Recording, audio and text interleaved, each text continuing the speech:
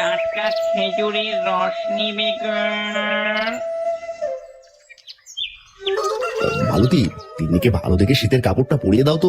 আজ পরিমল কাকার বাড়িতে সকাল সকাল ভোজ আছে, দেরি করলে ভিড় বেড়ে যাবে, আর আমরা হয়তো জায়গাও পাবো না। ওর যে পুরনো নীল সোয়েটারটা আছে ওটাই পরাচ্ছি, কিন্তু তোমার চাদরটা তো একেবারে ছিঁড়ে গেছে গো। তুমি তো নতুন একটা চাদর কিনতে পারো নাকি? আর খরচ বাড়িয়ে লাভ, চলে যাচ্ছেই তো। বাবা, আমি আজ এক থালা ভর্তি গরম ভাত আর খাসির মাংস খাবো। অনেক দিন মাংস খাইনি, আজ পেটে অনেক জায়গা করে নিয়েছি। পাগলি মেয়ে আমার, খাসির মাংসের কথা শুনে ওর জিভে জল চলে এসেছে। চল মা, তাড়াতাড়ি চল, মেঠো পথ ধরে আমাদের অনেকটা পথ হাঁটতে হবে। তোমরা ভোজ খেতে যাও, আর আমি কাল রাতের ভাত গরম করে খেয়ে নিব। তিন্নি, ওখানে গিয়ে কিন্তু বেশি ছটফট করিস না। আচ্ছা মা, আমি একদম লক্ষ্মী মেয়ের মতো শান্ত হয়ে বসে থাকবো। দেখবে আমার শুধু হাত চলবে আর মুখ চলবে।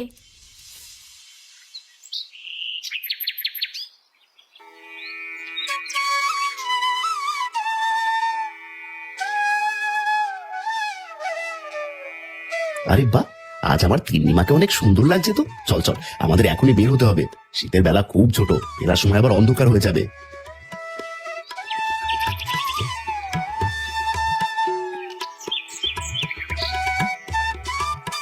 বাবা, দেখেছো কত সুন্দর সর্ষে ফুল ধরে আছে? আহ, শীতের সকালে এমন দৃশ্য মন জুড়িয়ে যায়। আবার বলিস না যেন বাবা সরষে ফুল ছিঁড়ে এনে দাও, এমনিতেই দেরি হয়ে যাচ্ছে। আরে কাকা যে সাত সকালে কোথা থেকে আসছেন এমন হাসি মুখে? বাবা হাজান যে, বাবা আমি তো ওখান থেকেই আসছি বাবা, এই পরিবারের বাড়ি থেকে। একেবারে রাজকীয় ব্যাপার হয়েছে এবার। দাদু, ওখানে কি খাসির মাংস রান্না হয়েছে? গন্ধটা কি খুব ভালো আসছে। আমার তো এখন থেকেই খিদে পাচ্ছে। ওরে খুকি, সে কি আর বলতে, মাংসটা যা হয়েছে না, একেবারে তুলতুলে মাখনের মতো, মুখে দিলে যেন মিলিয়ে যাচ্ছে। তাই নাকি? তবে তো আমাদের ভাগ্য ভালো যে নিমন্ত্রণ পেয়েছি, অনেকদিন পর মেয়েটার মুখে একটু ভালো খাবার জুটবে। যা বাবা যা, তাড়াতাড়ি যা, এমন স্বাদে খাসির মাংস এই শীতে আর কোথাও পাবি না। পরিমল বাবু মন উজাড় করে খাইয়েছেন।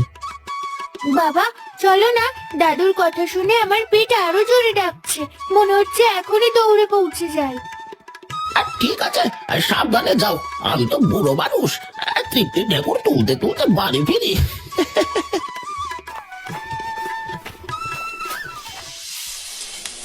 পরিমলের উঠোনে দুটো বড় উনুনে বিশাল বিশাল হাঁড়িতে রান্না হচ্ছে। খাসির মাংসের ঝোলের সুবাসে চারদিক মোমো করছে। অনেক মানুষ সারি দিয়ে বসে খাচ্ছে। আহ, কি চমৎকার গন্ধ! তিনিমা দেখ, তোর পাতে কত সুন্দর মাংস দিয়েছে, আজ পেট ভরে খেয়ে নে। বাবা, মাংসের ঝোলটা কি লাল! আমি আগে জল দিয়ে ভাত মেখে নিই, তারপর মাংসটা চেটে পুটে খাবো।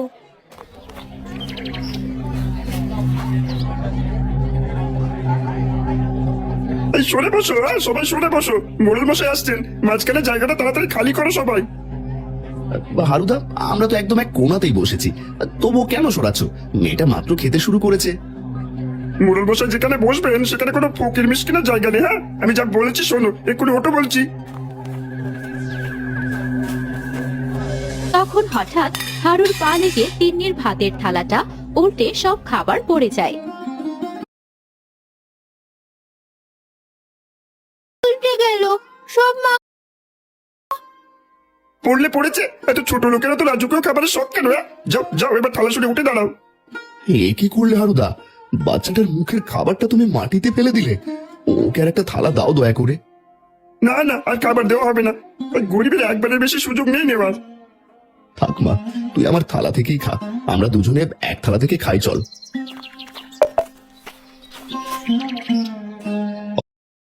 আরে কি হয়েছে কি এখানে? এত শোরগোল কিসে?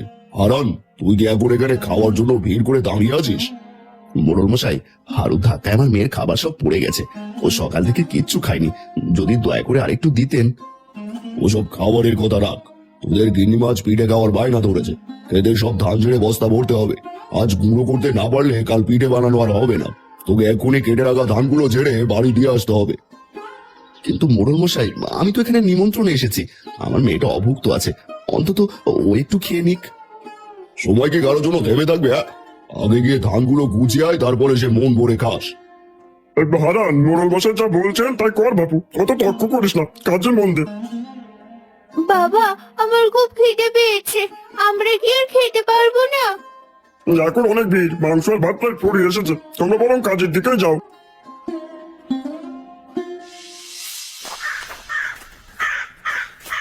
জামা, বাড়ি চলে যা, শুনলি তো ওদের কথা। আমাদের আর খাওয়া হবে না, বাড়ি গিয়ে কিছু খেয়ে নিস। বাবা, ওরা এমন কেন? আমাদের মুখের খাবারটাও খেতে দিল না। আর কাঁদিস না মা, যা তো বাড়ি যা, এর কোনো জবাব নেই। তিন্নিকে বাড়ি পাঠিয়ে দিয়ে হারান ভারী মন নিয়ে মোড়লের জমিতে চলে গেল। তিন্নি কাঁদতে কাঁদতে বাড়ি ফেরে। তিন্নি, এসে পড়েছিস? তা কেমন খেলি? নিশ্চয়ই পেট ভরে মাংস ভাত খেয়েছিস। না মা, জানো মোড়ল মশাই আর হারু আমাদের খেতে দিল না। মোড়ল মশাই বাবাকে তার কাজে পাঠিয়েছেন, বাবা আমায় বাড়ি পাঠিয়ে দিল। এ কি কথা, মানুষটা না খেয়ে কাজে চলে গেল? তোকে কি খেতে দেবো এখন? রাতের যা ভাত ছিল তা তো আমি খেয়ে নিলাম। আমার যে খুব খিদে পেয়েছে মা। ঘরে একটু চাল ছাড়া আর কিছুই নেই ভাত খাবার মতো। চল দেখি তোর কাকার বাড়ি যাই। লতা, ঘরে আছো? তোমার স্বামী কোথায় গেছে গো?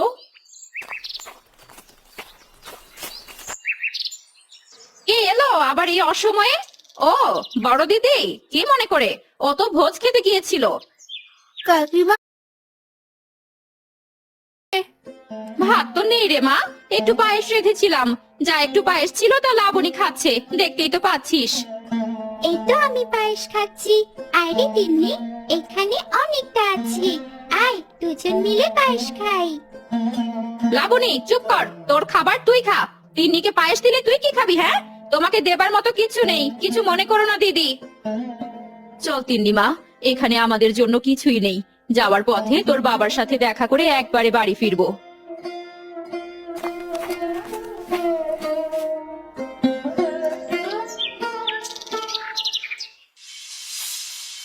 বাড়ি ঘর ফেলে রেখে দুজনেই অবেলা এখানে চলে এলে কেন?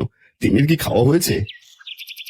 ঘরে যা ছিল আমি সকালে খেয়ে নিয়েছিলাম, জানতাম না যে মেয়েটা ওখান থেকে না খেয়ে ফিরবে। বাড়িতে ভাত খাবার মতো কিচ্ছু নেই, খালি ভাত কি খাওয়া যায়? তোমার ভাই বউ কিচ্ছু দিল না।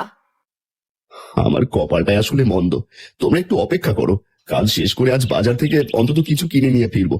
ততক্ষণ পেটে খিল দিয়ে সহ্য করো। চল মা, আমরা বাড়ি যাই। তোকে শুধু ভাত ফুটিয়ে দেব, নুন জল দিয়ে খেয়ে নিস। বাবা কিছু আনলে রাতে ভালো করে খাবি না হয়। তুমি কেঁদো না মা, আমি নুন জল দিয়েই ভাত খেয়ে নেবো, আমার কোনো কষ্ট হবে না। চলো বাড়ি যাই। মালতী আর তিন্নি মনে কষ্ট নিয়ে বাড়ির দিকে হাঁটতে থাকে। হাটের মাঝে মাংস বিক্রেতা মাংস নিয়ে বসেছে তখন। আরে নিয়ে যাও, খাসির টাটকা মাংস, শীতে একদম কম দামে বিক্রি করছি, নিয়ে যাও খাসির মাংস বিক্রি করছি, নিয়ে যাও খাসির মাংস। মা, ওই দেখো হাটে মাংস বিক্রেতা জোরে জোরে ডাকছে। লোকটা বলছে আজ মাংস নাকি খুব সস্তায় পাওয়া যাচ্ছে। চলে আসুন সবাই, শীতের সেরা অফার, একদম টাটকা খাসির মাংস খুব সস্তায় দিচ্ছি, শেষ হওয়ার আগে নিয়ে যান। মা, বাবা কি আজ আমাদের জন্য মাংস কিনে নিয়ে আসবে? মাংসের বাজার সস্তা হতে পারে, কিন্তু আমাদের কাছে তো একটা কানা করিও নেই। সস্তা হলেও আমাদের কাছে ওটা দুষ্প্রাপ্য। হ্যাঁ, ভালোই বলেছো, শুধু আমাদের জন্যই দুষ্প্রাপ্য। সারা জীবন তো মানুষের রক্ত চষেছি, আজ এই বাচ্চা মেয়েটার চোখের জল দেখে বুকটা ফেটে যাচ্ছে। এরি ওস্তাদের বলে আজ অনেকদিন পর দয়া দেখলাম, তা ওদের মাংস কিনে দেন না, এমনিতেও তো ওই শীতে মাংস সস্তায় যাচ্ছে। খুকি, তুমি কি মাংস খেতে চাও? আমি তোমাকে মাংস কিনে দিচ্ছি। না না, বাবা বলেছে অচেনা কারো কাছ থেকে কিছু না নিতে। আপনি কে? ভয় পেও না মা, এই মাংসের দোকানই আমার চেনা। দেখো, আমি তোমার চোখের সামনে এটা কিনে দিচ্ছি। আপনি কেন আমাদের উপরে এত দয়া দেখাচ্ছেন? আমরা তো আপনাকে চিনি না। মনে করুন এটা আমার একটা পুরনো পাপের প্রায়শ্চিত্ত। এই যে দোকানি, 1 কিলো মাংস দাও তো, টাটকা মাংস যেন হয়। কি যে বলবে সেটা, আপনাকে টাটকা মাংস ছাড়া দিয়ে আমি কি বিপদে পড়ি? এই নিন 1 কিলো মাংস। কত হয়েছে? কি বলছেন? না না বিশুদা, আপনার থেকে টাকা নেবো? আমার তো দুঃসাহস নেই, টাকা লাগবে না। ভাই, এই নাও তোমার টাকা। আর কোনো কথা বলো না। ওই নিষ্পাপ মেয়ের জন্য কিনছি, টাকা ছাড়া আমি নেব না। কাকু, আপনি সত্যি সত্যি মাংস কিনে দিলেন?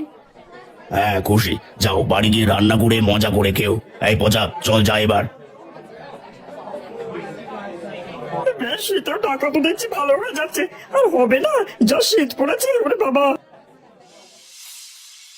তিন্নি, আমি চাল ধুয়ে ভাত বসিয়ে দিই, তুই এই গামলায় মাংসের থলেটা নিয়ে পুকুর পাড় থেকে মাংসগুলো ধুয়ে আন। ঠিক আছে মা, আমি এক্ষুনি যাচ্ছি, সুন্দর করে মাংস পরিষ্কার করে আনবো। তিন্নি একটা গামলায় মাংস নিয়ে পুকুর পাড়ে বসেছে। হঠাৎ ঝোপের আড়াল থেকে একটা উজ্জ্বল নীল রঙের প্রজাপতি উড়ে আসে তিন্নির সামনে। ওরে বাবা, কি সুন্দর প্রজাপতি! দাঁড়াও, তোমাকে আমি এখনই ধরছি, আমার হাতের মুঠোয় বন্দি করব। মেয়েটা যে কেন এত দেরি করছে? এদিকে নাকি ওর খিদেও পেয়েছে। আমি কখন চাল ধুয়ে বসে আছি। এই তো প্রায় ধরে ফেলেছি, আর একটু গেলেই তোমাকে আমি হাতে দিয়ে ধরবো। অনেকদিন হলো রূপকথার রাজ্য থেকে এসেছি, ভালো মাংস খাওয়া হয়নি। আজ আমার ভোজ হবে। কাগজে তো একদম টাটকা মাংস মোড়ানো।